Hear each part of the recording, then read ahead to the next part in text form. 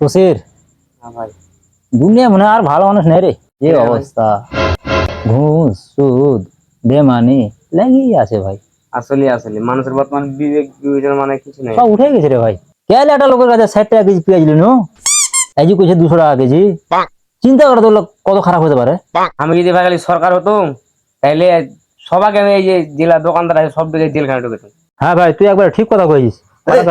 এ ভাই কি রে, কি রে, কি রে? এই খবর শুনেছিস?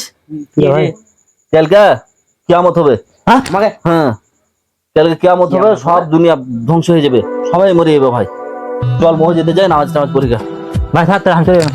মসজিদ যাবি ভাই?